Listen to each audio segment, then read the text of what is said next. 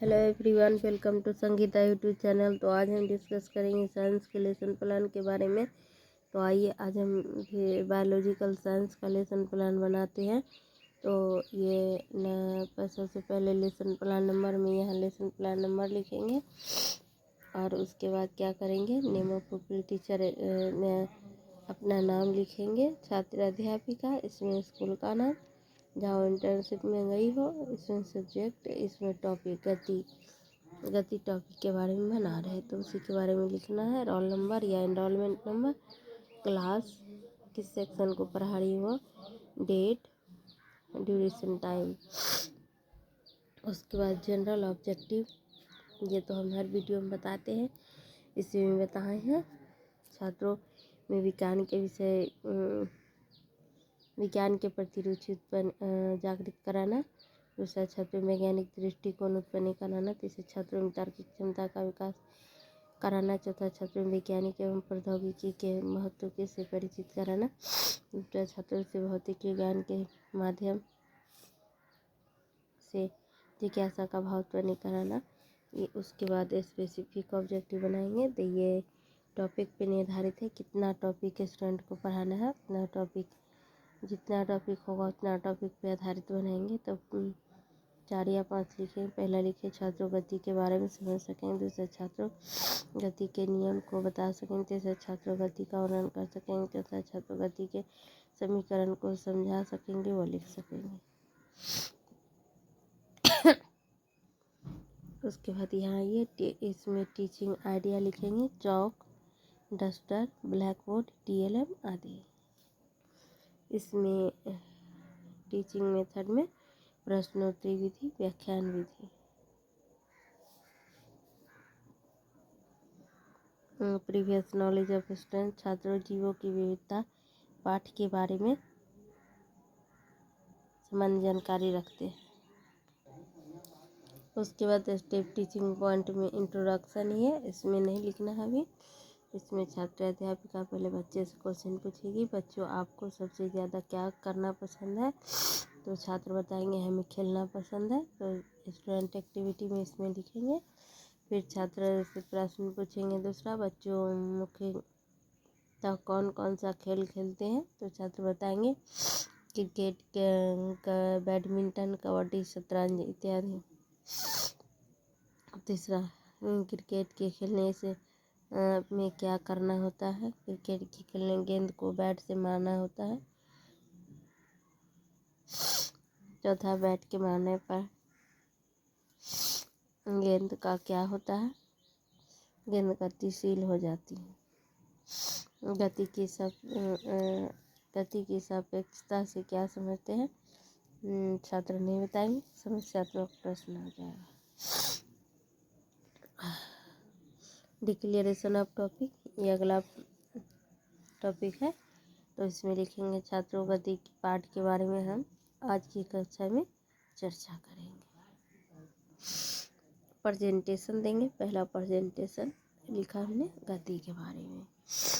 यहाँ बताए दैनिक जीवन में हम कुछ वस्तुओं को विरामावस्था में तथा कुछ वस्तुओं को गतिमान अवस्था में रखते हैं। पक्षी उड़ते हैं, मछली तैरती है, रक्त का प्रवाह सीधा धमनी में होता है तथा मोटर गाड़ियाँ चलती हैं। परमाणु अणु, ग्रह, तारे और आकाश गायें सभी गति मानवते। कोई वस्तु गति में भी तभी तक है जब वह समय के साथ अपनी स्थिति को परिवर्तित करती है। इसमें लिखेंगे, छात्र ध्यानपूर्वक सुन रहे हैं। ये ब्लैक बोर्ड स्किल है, इसमें कुछ नहीं लिखना है। इवैल्यूएशन क्वेश्चन है, इसमें भी अभी कुछ नहीं लिखना है।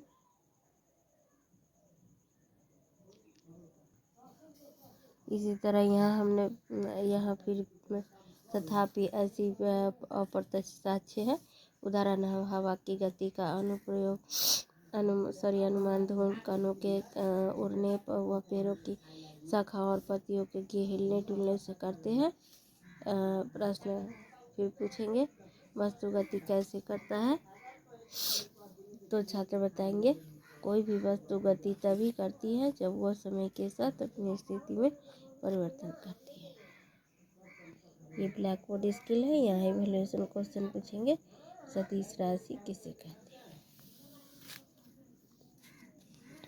फिर अगला प्रेजेंटेशन देंगे गति का वर्णन।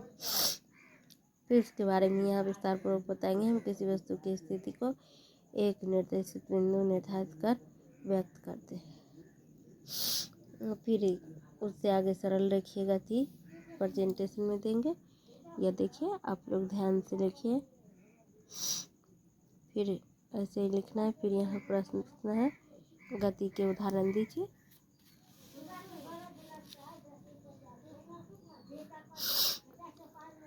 छात्र जो भी बताएंगे इसमें लिखेंगे। हवा की गति से पेड़ों की पत्ती का हिलना। ये ब्लैक बोर्ड स्किल है।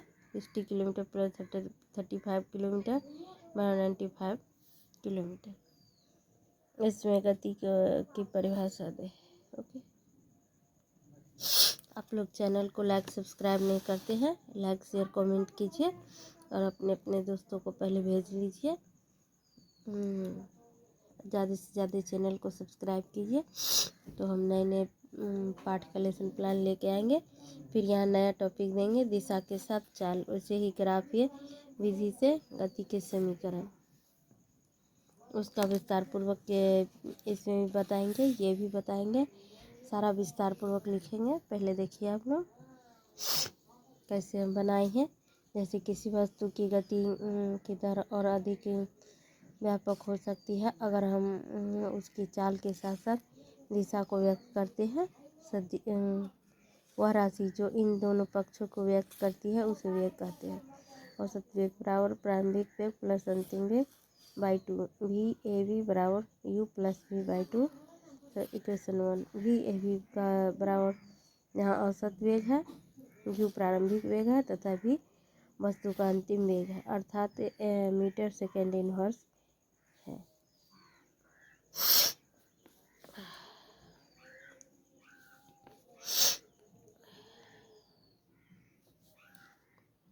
वैसे ही के भी लिखे हैं। देखिए इसमें लिखेंगे स्टूडेंट एक्टिविटी। छात्र ध्यानपूर्वक सुन रहे हैं तथा समझने की कोशिश कर रहे हैं। इसमें ब्लैक बोर्ड स्किल है। दिशा के साथ चाल बदल रही है। औसत वेग बराबर प्रारंभिक वेग प्लस अंतिम वेग बटा 2। V a v equal to u plus 2 equation 1। फिर यहाँ गति के नियम है। V equal to u plus a t, s equal to u t plus half a t square, two a s equal to v square plus u square. एक ग्राफी विधि से गति के समीकरण लिखिए। फिर इसी प्रकार अगला टॉपिक देंगे रिकैप्चुलेशन। रिकैप्चुलेशन में 4 या 5 प्रश्न देंगे। जितना हम अंदर में पढ़ा चुके हैं उसी टॉपिक पे आधारित सारा प्रश्न देंगे। बाहर का एक भी नहीं देंगे, जिससे छात्र अच्छा से जवाब दे सके। जैसे देखिए, गति के नियम की व्याख्या करें। दूसरा, गति किसे कहती है। सरल लिखिए, गति किसे कहती है। दिशा के साथ चाल से आप क्या समझते हैं। होम असाइनमेंट भी यहाँ देंगे। ग्राफीय विधि से गति के समीकरण बताइए। सिग्नेचर ऑफ पॉपुलर टीचर में अपना नाम लिखना है। हम भी अपना लिखें, अभी लिखेंगे। यहाँ आपके सुपरवाइजर सिग्नेचर करेंगे। Thanks for watching video.